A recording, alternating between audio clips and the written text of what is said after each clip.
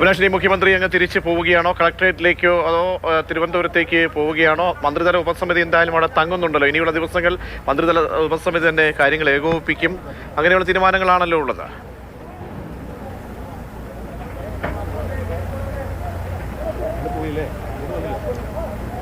തീർച്ചയായും മുഖ്യമന്ത്രി ചൂരൽമലയിൽ എത്തിയതിനു ശേഷം മുഖ്യമന്ത്രി മടങ്ങിയിരിക്കുകയാണ്. അദ്ദേഹം മേപ്പാടിയിലേക്ക് പോവാൻ കൊട്ടനാട് ക്യാമ്പ് എന്നതായിരുന്നു ആദ്യത്തെ പ്ലാൻ. അദ്ദേഹം മേപ്പാടി മേഖലയിലെ കൊട്ടനാട് എന്ന സ്ഥലത്തേക്കാണ് മുഖ്യമന്ത്രി ഒരു ക്യാമ്പിലേക്കാണ് പോകുന്നതെന്നാണ് ഞാൻ മനസ്സിലാക്കുന്നത്. ഇപ്പോഴത്തെ കാലാവസ്ഥയുടെ സാഹചര്യത്തിൽ തീരുമാനത്തിന് മാറ്റമുണ്ടോ എന്നറിയില്ല. മുഖ്യമന്ത്രി ഈ അവലോകന യോഗത്തിനും വാർത്താ സമ്മേളനത്തിനും ശേഷം ആദ്യമായി എത്തിയത് ചൂരൽമലയിലേക്കാണ്.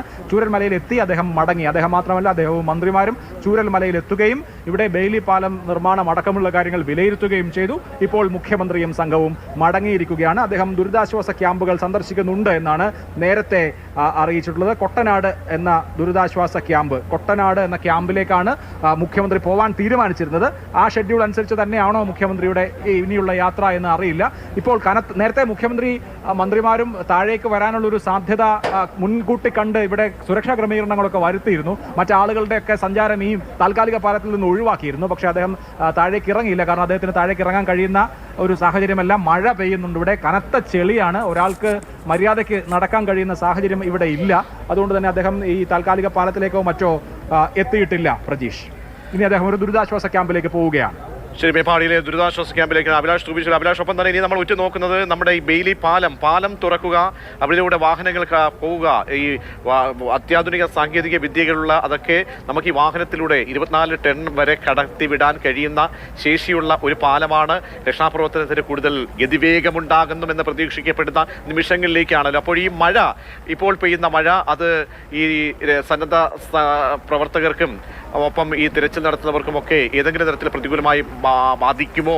കാരണം കഴിഞ്ഞ ദിവസം ഇതേ സമയം വൈകുന്നേരം ഈ മഴ പെയ്തു, കുത്തൊഴുക്കുണ്ടായി, ഇതൊക്കെ പ്രതിസന്ധി സൃഷ്ടിച്ചിരുന്നു.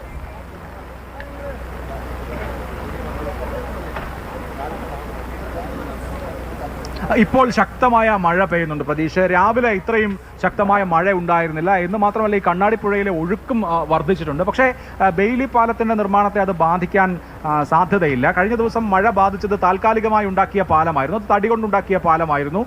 ഇന്ന് ഇപ്പോൾ ഈ താൽക്കാലിക പാലം കുറെ കൂടി ശക്തമായ പാലമാണ്. അതുകൊണ്ട് മഴ വർദ്ധിക്കുന്ന സാഹചര്യം ഈ പറഞ്ഞ പാലത്തെയും ബാധിക്കാൻ സാധ്യതയില്ല. ബെയിലി പാലത്തിന്റെ നിർമ്മാണം അതേസമയം തന്നെ ഇപ്പോൾ ബെയിലി പാലത്തിന്റെ പില്ലറുകളിൽ അതിന്റെ സ്ട്രെങ്തനിങ് വർക്കുകൾ നടക്കുകയാണ്.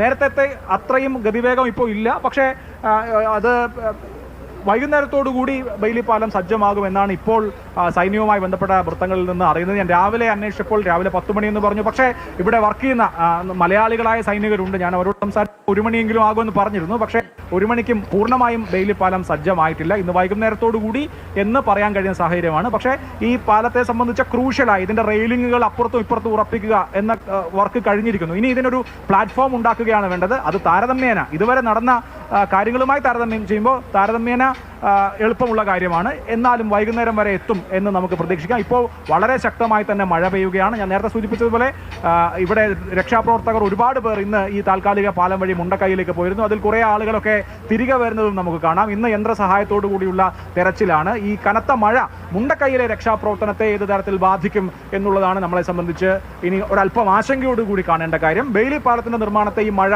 കാര്യമായി ബാധിക്കാൻ സാധ്യതയില്ല. തീർച്ചയായും അഭിലാഷ്, അവിടെ എന്തായാലും സാങ്കേതികമായിട്ടുള്ള ശക്തമായ സംവിധാനങ്ങളൊക്കെ നോക്കുമ്പോൾ എത്ര കുത്തൊഴുക്ക് വന്നാലും ആ പാലത്തെ ബാധിക്കില്ല. പക്ഷേ അതിനപ്പുറത്തേക്ക് ഈ മഴ വീണ്ടും ശക്തിപ്പെട്ട് അതിൻ്റെ തോത് കൂടിക്കഴിഞ്ഞാൽ ജലാശയത്തിലെ കുത്തൊഴുക്ക്, അതിൻ്റെ ഗതിശക്തി വർദ്ധിക്കും. പിന്നെ മറ്റൊന്ന് നമുക്കറിയാം, ഈ അവശിഷ്ടങ്ങൾ വന്ന് പതിച്ച് കിടക്കുന്ന ഇടത്തേക്ക് മഴ കൂടി ശക്തിപ്പെട്ട് കഴിഞ്ഞാൽ 3-ാമത്തെ ദിവസമാണ് ഇപ്പോഴും ദുർഗന്ധം വമിക്കുന്ന ചില രംഗങ്ങളൊക്കെ പലയിടത്തു നിന്നായി സ്ഥിരീകരിക്കപ്പെടുന്നുണ്ട്. അപ്പോൾ അങ്ങനെ മഴ കൂടി ഉയർന്നു നിന്ന് കഴിഞ്ഞാൽ ഉണ്ടാകാവുന്ന ചില ആശങ്കകളുണ്ടല്ലോ.